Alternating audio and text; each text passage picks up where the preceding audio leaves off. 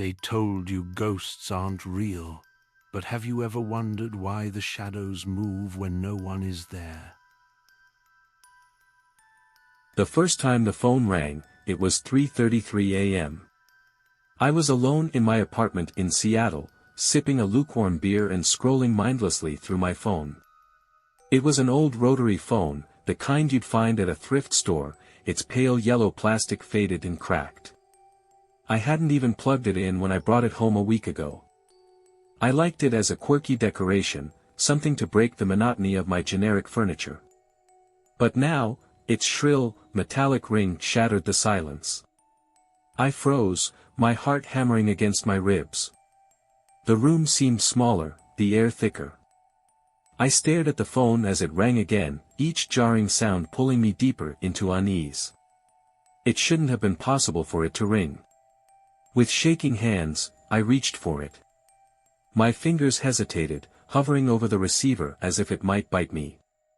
On the fourth ring, I picked it up. "Hello?" I whispered. There was static at first, a low hum crackling in my ear. And then, faintly, a voice, fragile and distorted, like an old record warped by time. "Max," it rasped, my name barely audible. I dropped the receiver, my breath catching in my throat.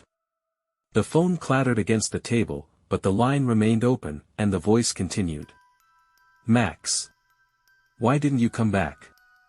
My stomach churned. It sounded like someone I hadn't heard in years, like the voice of my brother, Eric. But Eric had been dead for over a decade. By morning, the memory of that call seemed almost laughable. I chalked it up to a bad dream brought on by too much beer and not enough sleep. The phone, now silent, sat on the counter, unassuming and harmless. I got ready for work, trying to shake off the lingering unease. My job at the local library wasn't glamorous, but it paid the bills and kept my mind occupied. My co-workers, Karen and Todd, teased me for being the resident old soul. I loved books, classic films, and anything vintage, hence the rotary phone that now haunted my apartment. As I walked into the library, Karen greeted me with her usual bright smile. "Hey, Max. You look like you've seen a ghost." "Didn't sleep well," I muttered, heading for the break room. The day unfolded like any other, cataloging books, helping patrons find obscure titles, and chatting with Todd about his latest conspiracy theories. By the time I clocked out, the strangeness of the night before felt like a distant memory. But when I stepped into my apartment that evening, the air felt wrong. The quiet wasn't peaceful, it was heavy, pressing against my ears like a vacuum. The phone sat on the counter where I'd left it. I avoided looking at it, pretending it wasn't there. Instead, I busied myself with dinner, the TV buzzing softly in the background. Just as I was starting to relax, the phone rang again. This time, I didn't hesitate. I snatched the receiver off the hook and pressed it to my ear. "Who is this?" I demanded. The static returned, louder than before. It hissed and crackled, filling the room like a swarm of invisible insects. Beneath it, I could make out the same voice as before, Eric's voice. "Why did you leave me, Max?" it asked, more distinct this time. The words were laced with sorrow and something darker, something accusing. I didn't leave you," I stammered, my throat dry. You're not real. This isn't real." The line went dead. I stood there for what felt like hours, gripping the receiver as if letting go would unleash whatever was lurking on the other side. When I finally put the phone down, my hands were trembling. I didn't sleep that night. The next day at work, I couldn't concentrate. I moved through my tasks in a fog, distracted by the phone call and the haunting voice that wouldn't leave my mind. Karen noticed immediately. "Max, are you okay? You've been staring at that same book cart for 10 minutes. I forced a smile. "Yeah, just didn't sleep well again." Karen gave me a knowing look. "You're always overthinking things.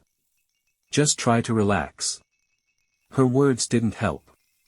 The day crawled by, and as much as I dreaded returning home, the thought of the phone kept gnawing at me. I needed answers. Maybe it was a prank, some cruel trick played by a neighbor or a friend from years ago. But Eric's voice? How could anyone replicate it so perfectly? When I got back to my apartment, the silence hit me like a wall. The phone sat in the same spot on the counter, its worn dial staring at me like an unblinking eye. I told myself I wouldn't let it control me. But as I sat down with my dinner, I caught myself glancing at it every few minutes, waiting for the inevitable ring. It came just as I was finishing my meal. This time, the sound didn't startle me as much. I marched over to the counter, picked up the receiver, and barked into it. "What do you want?" The static was back, accompanied by a low, rhythmic hum, like a faraway engine revving in slow motion. "You left me." Eric's voice was clearer now, closer, as if he were speaking right into my ear. "I didn't leave you," I snapped, my voice shaking. You died." I couldn't. The line cut out, replaced by a series of faint clicks. I listened, my heart racing, until a new sound emerged, ragged breathing. I slammed the receiver down, chest heaving. I knew I couldn't ignore this anymore. That night, I scoured the internet, typing in every variation of old phone haunted calls I could think of. Most of the results were urban legends or cheap horror stories, but one thread on an obscure forum caught my eye. The Dead Lines, it was called. The post described people receiving phone calls from disconnected lines, often from the voices of loved ones who had passed away. Most commenters dismissed it as a hoax, but one reply stuck with me. "It's not about the phone. It's about the connection you had with the person. The phone is just the door. The voice? That's who, or what, steps through." I leaned back in my chair, chills crawling up my spine. My connection with Eric had been complicated. He was my younger brother, full of life and charm.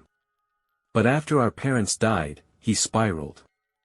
Drugs, fights, and eventually, a fatal overdose. I hadn't been there when it happened. I hadn't been there for him at all. The guilt I'd buried for years now felt fresh, raw. Was that why this was happening? At 3:33 a.m., the phone rang again. This time, I didn't hesitate. I picked it up and didn't say a word. "Max." Eric's voice was steady, almost calm. "I'm waiting." "For what?" I whispered. There was a pause, then something that sounded like a laugh, only hollow and cold. "You'll see." The line went dead. I didn't go to work the next day. Instead, I drove across town to a junk shop where I'd originally bought the phone. The place was dim and cluttered, smelling of mildew and dust. The shopkeeper, an older man with glasses perched on the edge of his nose, greeted me with a wary smile. "Back for more treasures?" "No," I said, holding up a picture of the phone I'd taken on my way out. "I need to know where this came from." His expression darkened as he adjusted his glasses. "Ah, that one. Strange piece. Came in a few weeks ago with a bunch of estate items. Didn't think anyone would actually want it." "Whose estate?" I asked. He frowned, clearly reluctant to answer. "Some old man. Name was Harold something. Died alone in his house, they say. He was a bit of a recluse, always muttering about calls from the other side. Figured he was just senile." I felt a cold sweat break out on my forehead. "Do you have his address?" The shopkeeper hesitated but eventually scribbled it on a scrap of paper. "Don't know what you're looking for, but, be careful." I drove out to the address immediately, a crumbling old house at the edge of town. The windows were boarded up, and the front yard was overgrown with weeds. As I approached, I noticed something odd, a faint sound coming from inside. It was the phone ringing. I froze, staring at the darkened house. My phone, the one I'd bought as a novelty, was inside my apartment. But I could hear its shrill, unmistakable ring echoing from within this abandoned place. I stepped closer, my pulse pounding in my ears. The sound grew louder, more insistent. And then, just as I reached the front door, the ringing stopped. In its place came a voice, Eric's voice, faint but clear. "Max. Come in." I hesitated at the door, every instinct screaming at me to turn back. But Eric's voice, faint and beckoning, rooted me in place. I pushed the door open, the rusted hinges groaning in protest. The air inside was thick and stale, heavy with the scent of mildew and something faintly metallic. The room was dim, the only light seeping through cracks in the boarded-up windows. Dust particles hung in the air, and the creaking of the floorboards under my weight echoed through the empty house. On the far side of the room, sitting on an old wooden table, was another rotary phone, identical to mine. It looked out of place, pristine despite the decay surrounding it. I approached slowly, the silence around me so intense I could hear my own breathing. Just as I reached the table, the phone rang. I jumped, my heart slamming against my ribs. With trembling hands, I picked up the receiver. "Hello. Max." Eric's voice was clearer than ever, the static almost entirely gone. "I've been waiting for you. What do you want from me?" I whispered, my throat dry. "You're dead. You can't be here." There was a pause, then a deep sigh. "Do you remember the cabin?" The question hit me like a punch to the gut. The cabin was a place we'd gone as kids, a rickety old structure our parents rented every summer. It was where Eric had first spiraled, sneaking out at night and coming back with red eyes and slurred words. "I remember," I said, my voice shaking. "But what does that have to do with this?" "With you? I need you to understand," he said, his tone almost pleading. "You left me there. You didn't come back for me." "I didn't know," I began, but the line cut out. The silence that followed was deafening. Suddenly, a sound broke through the stillness, a soft thudding, like footsteps coming from upstairs. My blood ran cold. "Eric?" I called out, but my voice was swallowed by the oppressive quiet. The footsteps grew louder, deliberate, and steady. The fear gripping me was almost paralyzing, but some part of me, stubborn, curious, or just foolish, propelled me toward the staircase. Each step groaned under my weight, the sound mingling with the pounding of my heart. The upstairs hallway was even darker than the room below. At the end of the corridor, a single door stood ajar, faint light spilling out from the gap. The footsteps had stopped, replaced by the faint sound of whispering, low, hurried voices that overlapped in a disjointed chorus. I pushed the door open. The room was empty except for a single object sitting in the center, another rotary phone, its cord snaking across the floor like a black tendril. The whispers grew louder as I stepped inside, but they weren't coming from the phone. They were all around me, filling the space with a suffocating presence. I reached for the phone, my fingers trembling as I picked up the receiver. "Eric?" I said, my voice barely audible. "You're close," he replied, his tone a mix of relief and something darker. "But you need to see. You need to know." "Know what?" I demanded. "Why are you doing this?" Before he could answer, the floor beneath me shuddered violently. The room seemed to shift and blur, the walls rippling like water. The whispers turned into screams, a cacophony of voices shouting, pleading, and accusing. The light overhead flickered, and when it stabilized, the room was no longer empty. Surrounding me were shadowy figures, their forms indistinct but their faces horrifyingly clear. They were pale and gaunt, their eyes hollow, mouths twisted in expressions of anguish. Among them, I saw a face I recognized, Eric's. "You left us," he said, stepping forward. His voice was no longer coming from the phone but from his own lips, though his body was thin and decayed, his skin stretched tightly over bone. "You left me. I didn't know." I cried, backing away. I didn't know you needed me. You chose to look away, he hissed, his voice rising. All of you. And now, you've brought them too.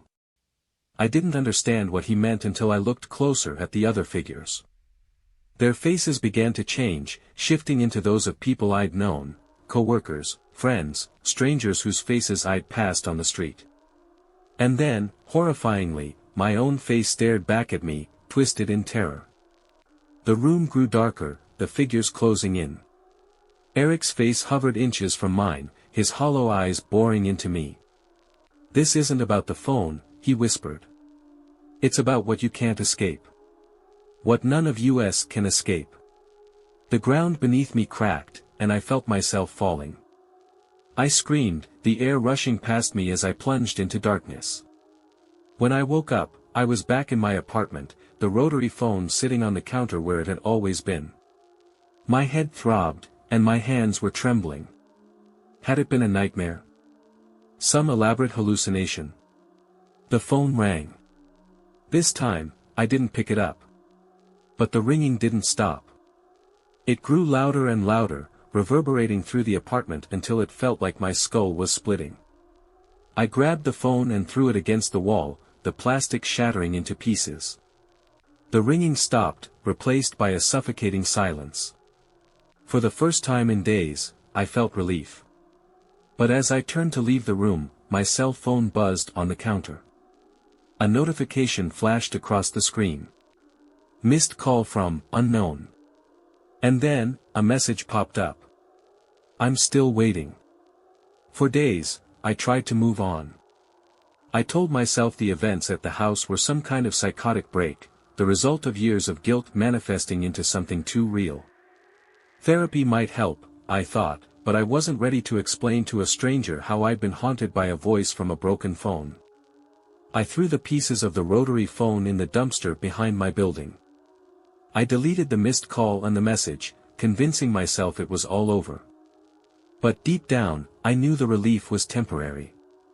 The first sign came a week later. I was cleaning my apartment when I found a shard of the rotary phone sitting on my coffee table. It was impossible, I'd destroyed it, and yet here it was, the crack in the plastic exactly where I'd seen it split. I tossed it in the trash, but more pieces started appearing. A dial on my nightstand. The receiver in the back seat of my car. No matter how far I went, fragments of that phone followed me like breadcrumbs leading me back to something I didn't want to face. Then, one night, my cell phone rang. It was 3:33 a.m. The screen didn't show a number, just a blank space where the caller ID should have been. I let it ring, the sound cutting through the silence like a blade. Finally, I picked it up, unable to ignore it any longer. Hello. This time, the voice wasn't Eric's. It's not just about him, a woman's voice said, soft and cold. Who is this? I demanded, gripping the phone tightly. The line crackled, and the voice became layered, shifting between different tones, different people. Eric, my mother, Karen, and even my own voice echoed back at me, overlapping in a chaotic symphony. You never listen, the voices said in unison. What do you want from me? I shouted. The line went dead. I didn't sleep after that. I couldn't.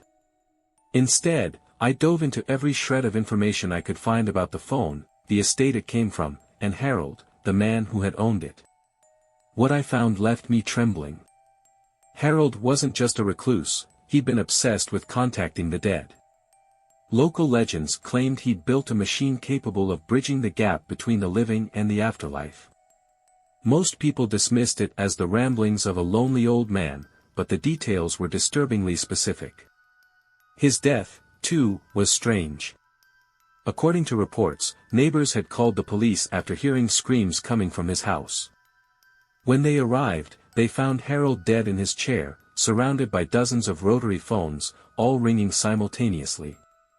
The house, I realized, hadn't been abandoned after Harold's death. It had been waiting. I returned to the house that night, unable to ignore the pull any longer. The air was colder this time, and the house seemed more decrepit, as if it had aged decades in the span of weeks. The door creaked open as if expecting me.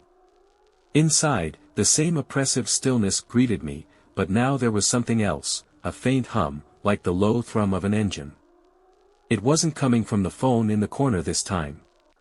It seemed to emanate from the walls, the floor, even the air itself.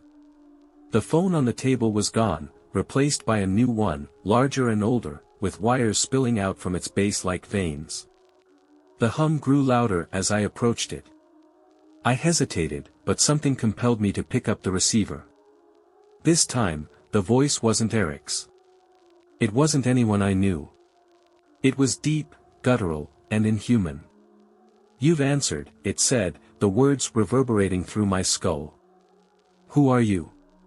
I whispered. "I am the connection," it replied. "And so are you." "What does that mean?" The room began to shift again, the walls rippling like liquid. This time, I saw what lay beneath them, endless wires, phones of every shape and size tangled together, their dials spinning wildly. The figures from before emerged, their hollow eyes fixed on me. "You thought it was about your guilt," the voice continued, "but it's about all of you. Every call unanswered. Every cry ignored. Every connection severed." The figures stepped closer, their forms melting and reforming into new faces with every step. Strangers, loved ones, even people I'd barely noticed in passing.